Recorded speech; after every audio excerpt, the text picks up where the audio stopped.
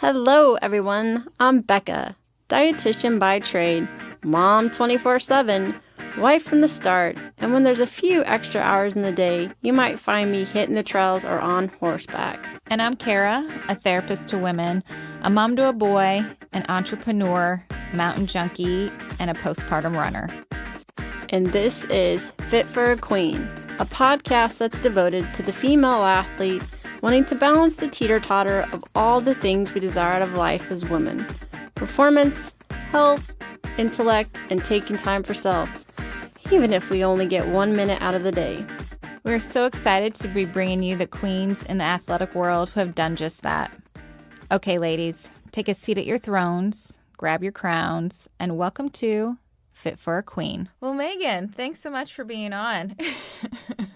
Yeah, thanks for having me. I'm excited to chat today. Yeah, well, let's get going. I realized when I'm looking at the questions, I've got a lot of questions for you today, so we'll get into it. We have Megan Flanagan here on Fit for a Queen. We're so happy to have her. Megan is an avid Spartan and trail runner, personal trainer, and co-founder of Strong Runner Chicks, an online community created to educate, empower, and connect female runners, proving that there is no one-size-fits-all approach to being a distance runner. She ran NCAA cross country and track at both Lamar University and University of Minnesota, where she competed in steeplechase and long-distance events, while completing her Bachelor of Science in Nutrition, Psychology, and Business. She's currently pursuing her Master's in Public Health, yay, at Utah State University and working as a fitness graduate assistant for their campus recreation program. Gosh, what are you doing with your spare time? We'll talk about that. When not out running, working, or studying, Megan enjoys rock climbing, reading nonfiction, cooking up new recipes, and is in the process of her 200-hour yoga certification. She strives to inspire others to discover their true purpose, start taking action, and reach their full potential through optimized health and well-being. Welcome, Megan. Yeah, welcome. Thank you. Well, thank you so much for having me. I'm really excited to chat with you all, and I appreciate the intro. Yeah, and again, I've talked to Megan before, and we have such a passion for this similar thing, so we're excited to chat with you. So let's get into talking about body image of athletes. And one body type that is often discussed, especially if you're a runner or running competitively, is having this runner's body. Can you define what that actually means for us? And where does this view of what a runner should look like come from?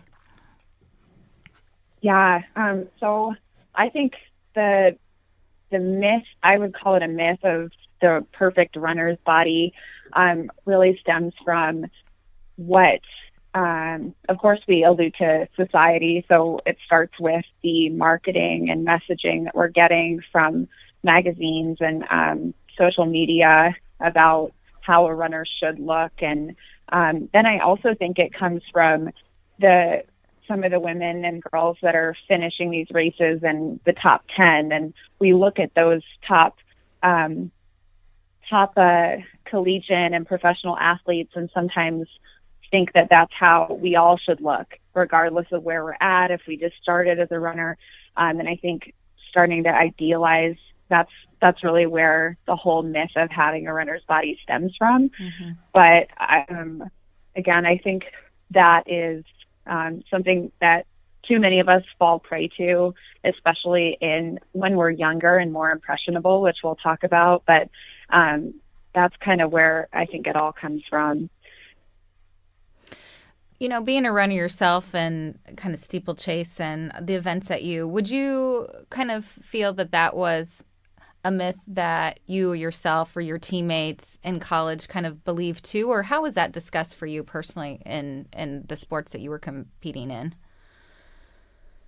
Yeah, I would say definitely as I noticed a marketable difference as I went from middle school to high school, and then going especially from high school to running at the NCAA Division I level, and wondering, okay, how can I get better as a runner and what's the next step? And then feeling like when I looked at, of course, I think we all fall prey to comparison and comparing ourselves with the teammates that we're around and the girls that are finishing top at the state and regional levels. And Sometimes, unfortunately, those girls are not healthy, but in our eyes, we don't know that. So for me, at least, I used to think that I had to fit this size of a runner's body and felt like I couldn't live up to that standard. It just wasn't like I was bigger bones than the girls that were finishing first, or the ones that I wanted to look more like. And so, yeah, and I think that's just, it wasn't just me, it was also my teammates around me. And I felt like there needed to be something done about that, because after realizing that, okay, these girls actually aren't healthy, this isn't for not everyone needs to look this way. That's where Strong Runner Chicks came into my mind, that we need a platform to actually share what's going on behind closed doors, or the things that we don't often talk about in the sport, which was a lot of disordered eating and body image struggles behind those gleaming successes and first place awards. Yeah. So how do you believe that the stereotype can be dangerous, starting with our young, impressionable runners? So I do want to say that, so in honor of National Eating Disorder Awareness Week, I was at a movie showing last night, a film screening. I think it was called Straight Curves. And I learned some new statistics that 86% of eating disorders develop by the age of 20. So, and over 40% of teenage girls have tried to control their weight through food or exercise. And I think that this just goes to show, these statistics, that at this age, we are very young and we're very impressionable to outside resource, or to just kind of developing our identities, and also forming who we are. And I think in that, we're very fragile at that age, in teenage years. And so I know that girls in the high school and college level are looking to see how they can get better and look to the next level. And a lot of times that starts with looking at professional runners as role models and thinking that we have to look like them, even if they've been in the sport for, say, 20, 30 years. And we might have just gotten into the sport. And so at this age too, girls' bodies are still developing, and they really need those extra calories. So skimping on any food, I think, can have detrimental effects. And we don't often realize that we need like I said, we need those extra calories, and we can't skimp on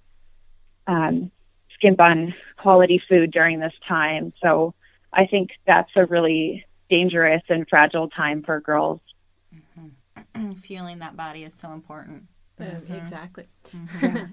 So can you share the journey of how Strong Runner Chicks came about, and how you're tackling some of the stereotypes of what a runner should be? Yeah. So Strong Runner Chicks started my sophomore year of college, after getting into collegiate running and seeing the effect that this was having, not only on me, but on my teammates and on other girls that were very impressionable to these stereotypes of what a runner should look like. And I thought that there should be a platform where girls can share stories of how these issues have affected them, so that we can help prevent them in the younger generation, and really every generation. But just talking about these issues more, like there wasn't a lot around these issues. And I noticed some blogs out there like Rachel Style and Running in Silence, but there weren't very many of those, and they were a little less common back then. And I thought there should be some sort of online community or platform to unite female distance runners, especially in the college years. And so that's where I started Strong Runner Chicks. I started with sharing just the story of myself, and then some of my teammates and friends. And eventually we brought on more contributors, had some guest blog posts, and started tackling the stereotypes of what a runner should look like, and trying to prove that there is no one-size-fits-all approach to this sport. And you can be successful regardless of your weight or your size, and those things really don't matter as much. And also just helping to spread that message far and wide to a variety of teams and girls, and helping them know that they're not alone in whatever they're going through. Mm-hmm. Great. Yeah, absolutely. Mm-hmm. I know we've been talking about body image of the runner, but in general, to identify as being a runner is very strong. People connect to that when you are a runner. And I think this is important to talk about too, and we're talking a lot of transition out of sport or competition, and for you doing that as well. So how can we value this part of our identity of being a runner, and when can having the identity of a runner being our sole identifier be dangerous, do you think? Yeah, so I do think that to a certain extent we do. To be a successful runner, obviously it matters a lot to you if you're performing at a high level. And even if it's just a day-to-day part of your life, that can and should be somewhat a part of your identity, is that you are a runner. But at the same time, I think that it can easily go too far to where that becomes all that your life is about. Or if say you have a bad race, or your workout isn't great that day, if it just takes a toll on everything else, that's really a trap to fall into, that we can easily fall into. And that's where it becomes dangerous, is where running is everything to you and you kind of lose yourself in terms of being a human being, just and enjoying yourself and doing other things outside of your sport. And I think we put that pressure on ourselves to perform so well oftentimes. And so I think it's easy to fall into that trap, but there's definitely a way to see that you are so much more than just a runner. Mm-hmm. Mm-hmm.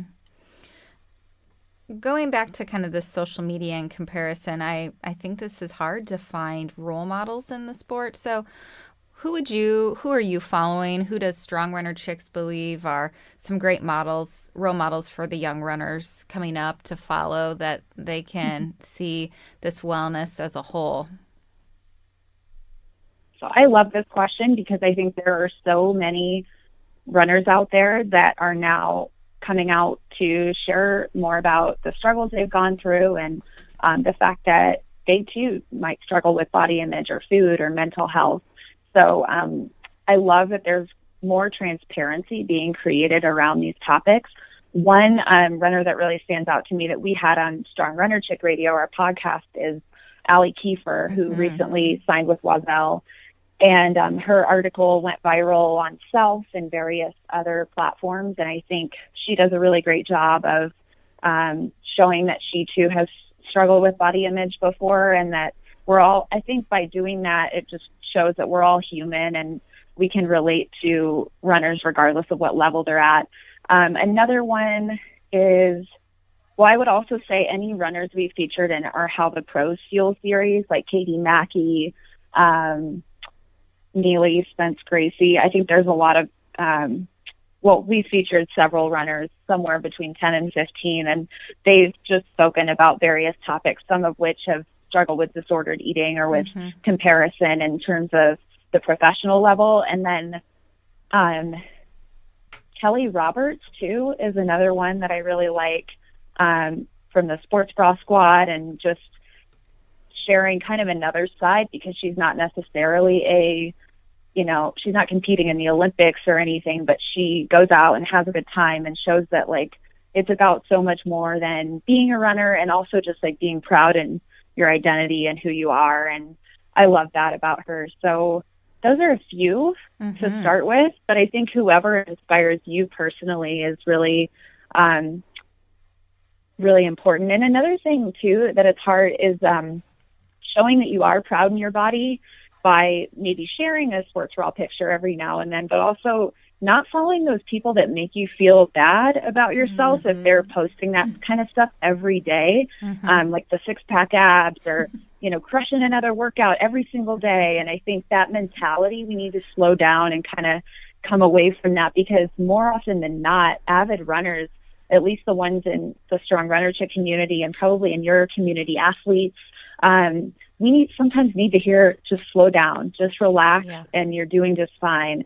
And I think the messaging recently has gotten to the point where it's like, go hard every day or go home, and, racing every weekend kind of a thing. So sometimes we just need to tune back into the self-care piece and doing that can really help kind of checking in with your body too, like not just how do I look in the mirror or what's the number. I mean, I've like thrown out my scale. What's the number on the scale? Yay. Just tuning into how you're feeling internally, and also how are you performing? Like, are you feeling fresh or are you feeling really fatigued? And when's a good time to take a rest day? Like making sure that your rest is just as important as the pushing hard, even more so, I think, as we get better in the rest and recovery. Mm-hmm. I often tell my runners, you're not meant to PR daily. Yeah. Many times I feel like every single time they need to go out. And that's a good point. And who are you following that makes you feel not great about your body, and your performance is pretty important too. Yeah.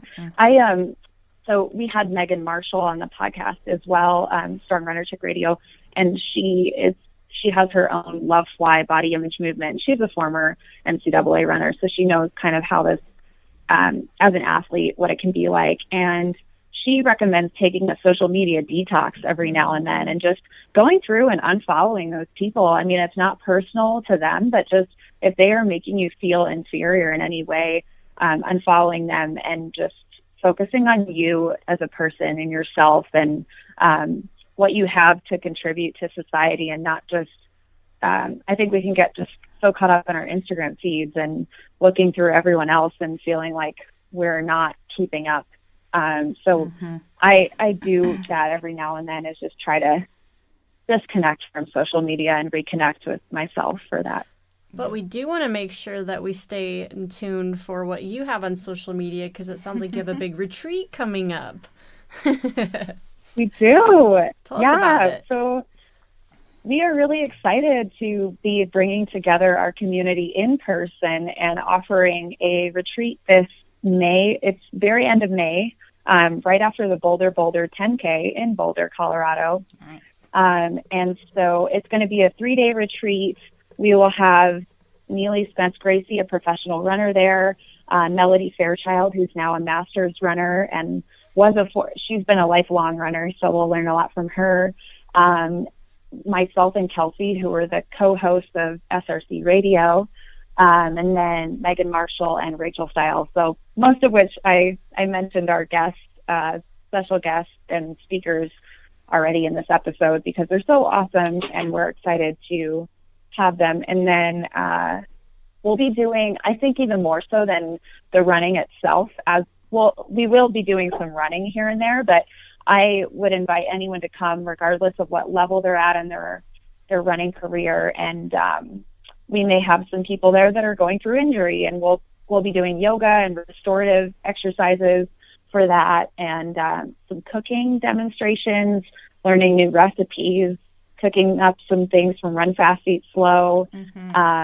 So a lot of that is just about self-care, restorative, talking about the deeper issues in the sport of running. So not so much the physical component, but talking about the mental aspect and psychological aspect. So it's going to be a really fun event, and we have 5 spots still open. So if anyone's listening, we invite. Yeah. Well, we'll be sure to put that on our social media feed as well. So. That sounds fun. Well, maybe we'll be 2 of the 5. I would love to do that. That sounds awesome. We would love to have you. Well, Megan, we end every interview with asking our interviewees how they live out the FIT philosophy themselves. So how do you kind of keep the balance with all of you got going on? How do you continue to focus on performance, health, intellect, and taking time for self? Ooh, that is a really good question. Yeah. Well, some people say balance is a myth. I think we kind of I've accepted at least that we'll go through seasons of life sometimes where we're in an up phase and everything's great, and other times it's kind of that recovery period. So I don't often think of that it has to be a day-to-day process, but more like week-to-week, month-to-month checking in. I would say for me, first and foremost, having graduated from collegiate running this past year, I've learned that you have to schedule in those workouts, or sometimes they just don't happen. And it's been nice to take some time away from the competitive side of things, but also just getting into some fun activity, trail running, Spartan racing, trying new things. I try to plan I'll say I keep a calendar to stay organized with grad school and work and everything else, and will plan in those workouts, but also like checking in with myself and seeing, okay, did I get enough sleep last night? Like, how am I feeling today? And making sure that if I'm not feeling the greatest, that I don't go out and do a hard workout. And that piece is really important. And then intellect, I love that you include that in there as well, because I think always accepting the fact that I don't know everything, and there's the more that you know, the more you don't know, and always seeking to learn more from others through podcasts and reading and developing yourself. So that's a key part of it too. And I guess nutrition-wise too, like prioritizing, at least I meal prep for the week so that I have some meals that I know are going to fuel me well and keep me feeling good. So that part is key as well to properly fueling, recovering, and being able to push hard in those certain times. Mm-hmm. Great. Yeah. Well, Megan, thanks so much for being on. If our listeners want to learn more about Strong Runner Chicks and join the Run Evolution, you can go to strongrunnerchicks.com. They've got a great blog that talks more about these topics, as well as SRC Radio, where you can get connected to some of the runners they've been interviewing. Thanks so much for being on, Megan. Thanks so much for having me. I really enjoyed talking with you. Yeah, same here. Have a good one. Yeah. Bye. You too. Bye, Thanks. Queens. Bye. Thank you to our sponsor today, Sentimano Counseling. Sentimano Counseling is the premier perinatal mental health practice in Kansas City, treating mood disorders during pregnancy and postpartum, perinatal loss, infertility, eating, and exercise disorders. Go to sentimano.com for further information about the practice and services. For additional information on today's topic and guests, follow us on Facebook, Twitter, and Instagram at Fit for a Queen. And Hashtag Fit for a Queen. Don't forget to rate us on iTunes. We can't wait for you to join us next time on Fit for a Queen. Bye, Queens.